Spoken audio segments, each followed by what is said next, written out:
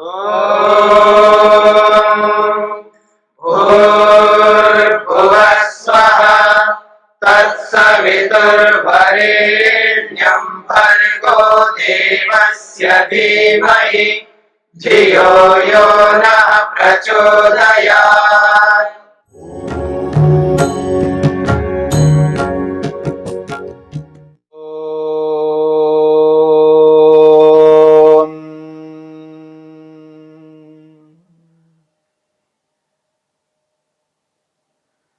ते अहल्लाद परिताप फलाह पुण्या पुण्य हेतुत्वात्।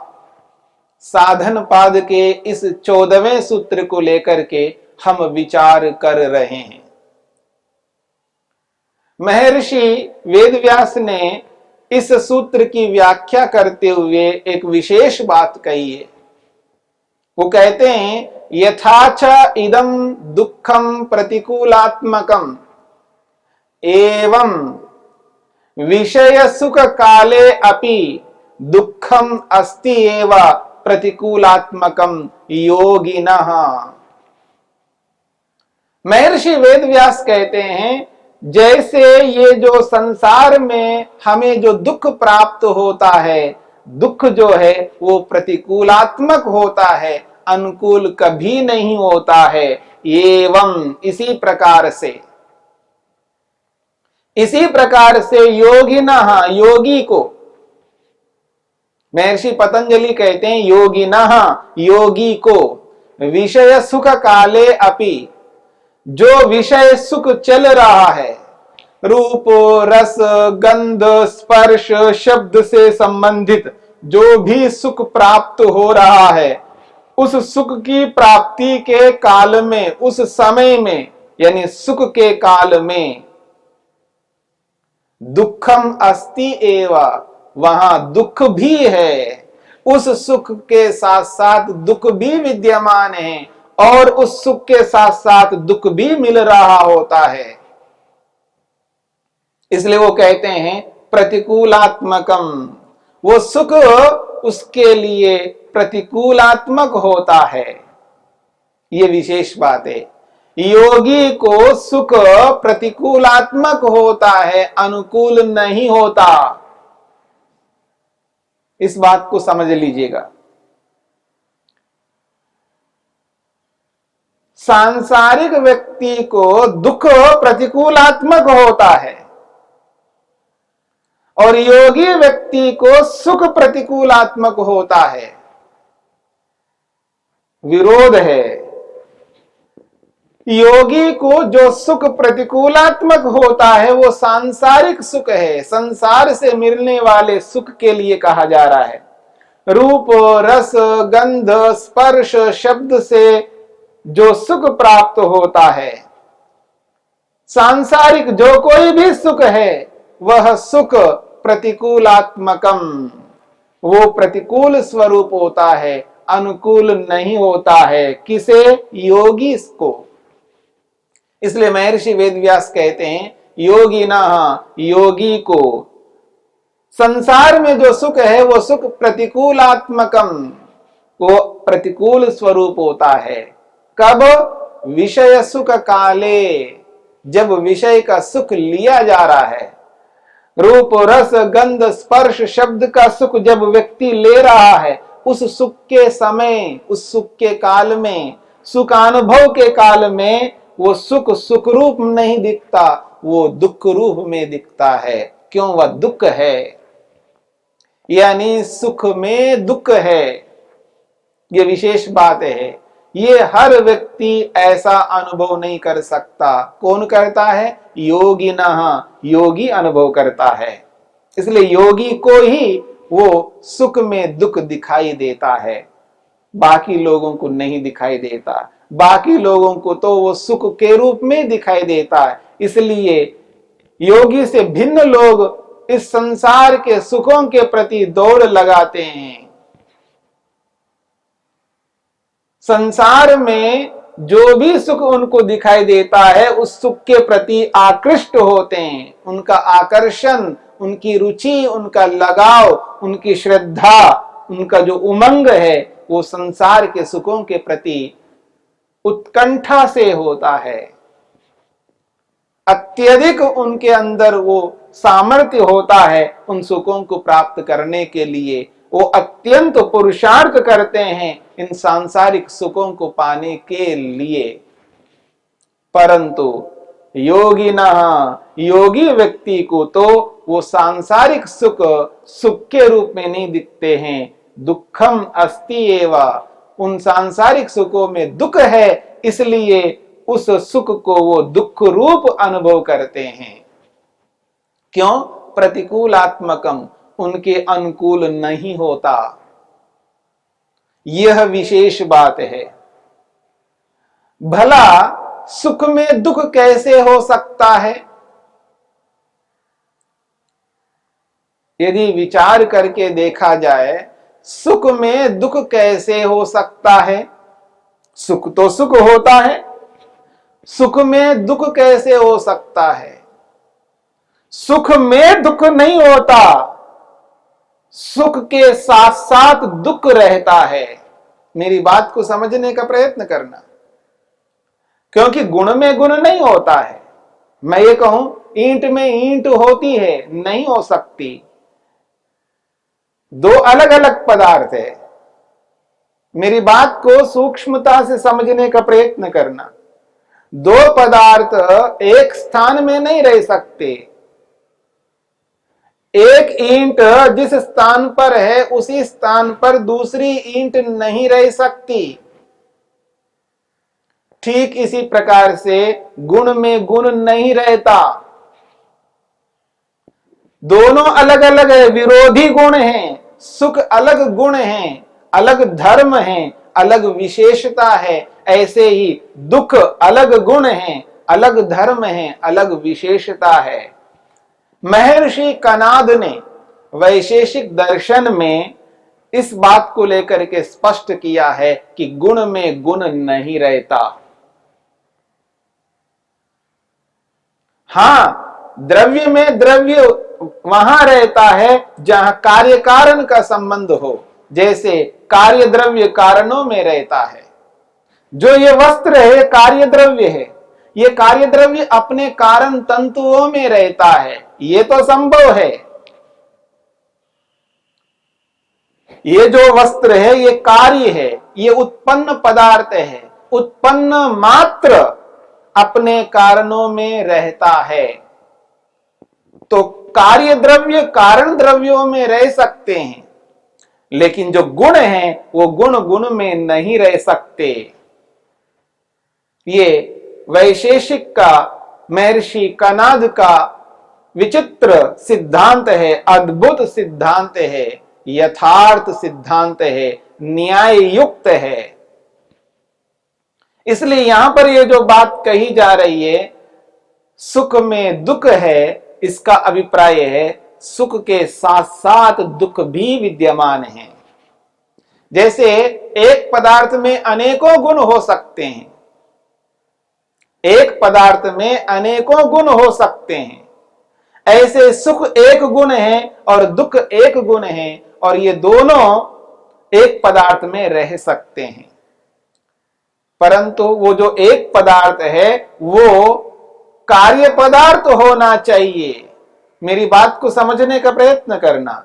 जो सुख और दुख जिस एक पदार्थ में रहते हैं वो पदार्थ कार्य पदार्थ होना चाहिए। यदि कारण पदार्थ है तो साथ में नहीं रह सकते, क्योंकि ये विरोधी गुण है। दो विरुद्ध गुण एक ही तत्व में नहीं रह सकते यदि वो कारण पदार्थ है, अथवा वो कारण पदार्थ भी नहीं है। जैसे आत्मा है, परमात्मा है, ये कारण पदार्थ नहीं है, यानी उपादान कारण नहीं है। आत्मा से कोई कार्य उत्पन्न नहीं होता, परमात्मा से किसी भी प्रकार का कार्य उत्पन्न नहीं होता। इसलिए परमात्मा में ना दुख है, न सांसारिक सुख है। सांसारिक सुख और सांसारिक दुख दोनों नहीं है। ईश्वर का अपना आनंद है, ईश्वर में आनंद है तो दुख नहीं है। ऐसे ही जीवात्मा में जब सुख है तो दुख नहीं होगा, जब दुख है तो सुख नहीं होगा। दो गुण, विरुद्ध गुण एक समय में, एक काल में एक साथ कभी नहीं रह सकते। इस बात को समझने का प्रयत्न करना। तो यहां पर ये जो बात कही जा रही है, विषय सुख काले अपि, विषय सुख काले अपि दुखम अस्ति एव प्रतिकूलात्मकम योगिनः। योगी को सांसारिक सुख प्रतिकूलात्मक होता है, अनुकूल नहीं होता। क्यों? दुखम अस्ति एव, उस सुख के साथ साथ दुख भी रहता है। कार्य पदार्थ में जो कारण होते हैं वो कारण एक ही प्रकार के नहीं होते हैं, इस बात को समझना है। सत्व गुण सत्व नामक पदार्थ, रजोगुण रज नामक पदार्थ, तमोगुण तम नामक पदार्थ, सत्व रज तम, ये तीनों तत्वों को मिला करके परमात्मा ने विभिन्न प्रकार के पदार्थ उत्पन्न किए हैं।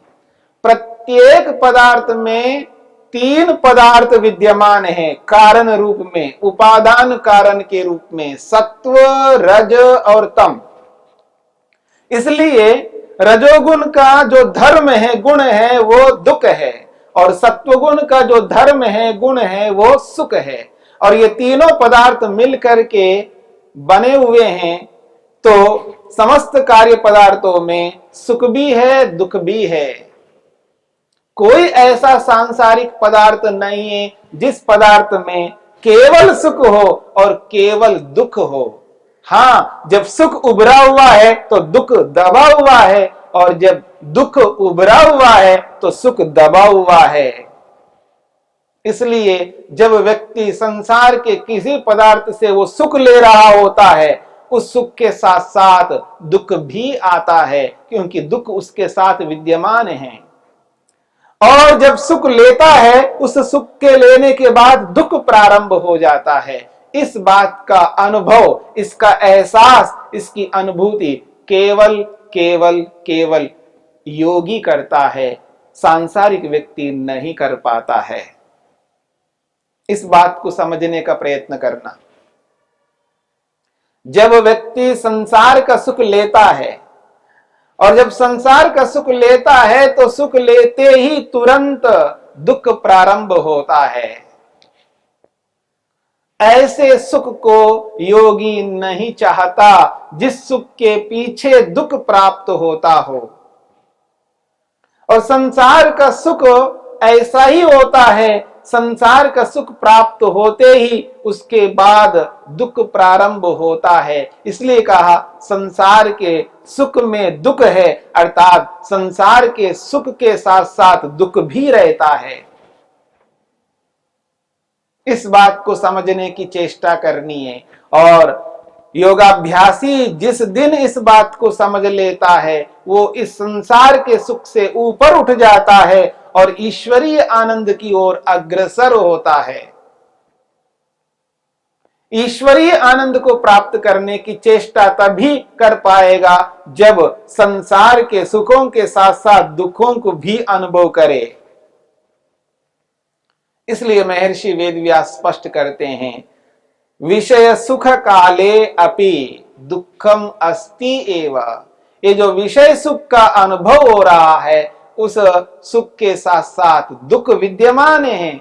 उस विद्यमान दुख को सांसारिक व्यक्ति देख नहीं पाता है और योगी व्यक्ति देख पाता है। उसकी जो दृष्टि है, उसकी जो नजर है, उसका जो एटीट्यूड है, वो बहुत तीक्ष्ण होता है, बहुत शार्प होता है योगी का।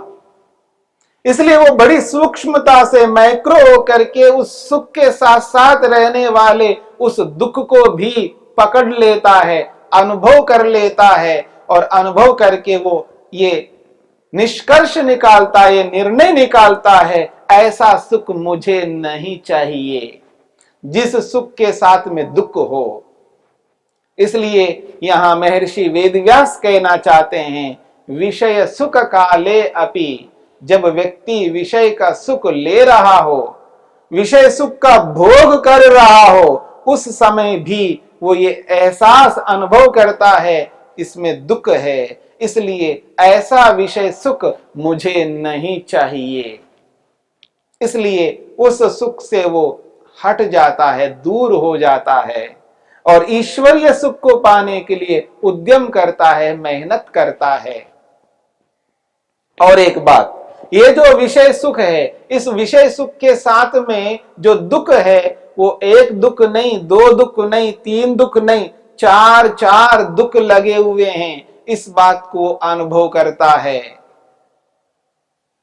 जो भी संसार का सुख है, जिस किसी भी प्रकार का सुख है, चाहे वो रूप संबंधी हो, चाहे वो रस संबंधी हो, चाहे वो शब्द संबंधी हो या स्पर्श संबंधी हो, चाहे वो गंध संबंधी हो, पांचों विषयों से संबंधित जिस किसी भी सुख को लीजिएगा, उस सुख के साथ साथ दुख है, पर वो एक दो दुख नहीं है, चार दुख उसके साथ रहते हैं। एक सुख है और चार दुख है उस वस्तु के साथ में, आप अनुभव करके देखिएगा। एक और एक सुख और एक और चार दुख, चार दुखों के साथ एक सुख रहता है, ऐसे सुख को योगी व्यक्ति कभी नहीं चाहता। ये विशेष बात है और इस विशेष बात को जो व्यक्ति अनुभव कर लेता है, समझ लेता है, वही व्यक्ति इस संसार से ऊपर उभर सकता है, इस संसार से ऊपर उठ सकता है। वही व्यक्ति ईश्वर की ओर अग्रसर होता है, ईश्वर को अपनाने की चेष्टा करता है। हर व्यक्ति नहीं कर पाता है। संसार में सुख के साथ साथ दुख का अनुभव करना आवश्यक है। किसके लिए? योगाभ्यासी के लिए।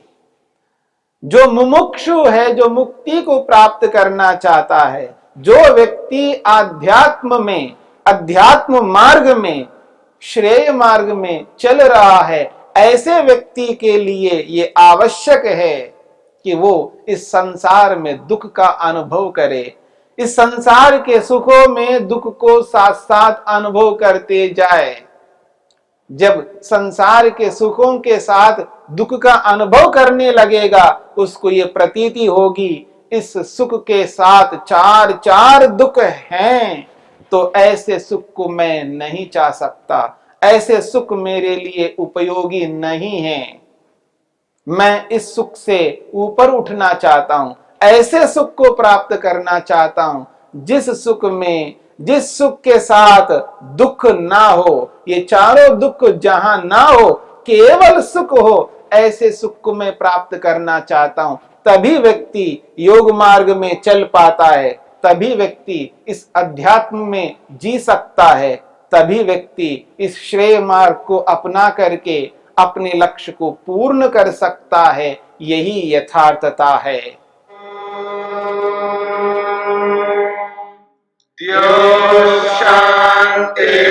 शांतिरंतरिक्षं शांति पृथिवी शांतिरापः शांतिरोषधयः शांतिः वनस्पतयः शांतिर्विश्वे देवाः शांतिर्ब्रह्म शांति सर्वं शांति शांतिरेव शांति क्षमा शांतिरेधि। ओम शांति शांति शांति।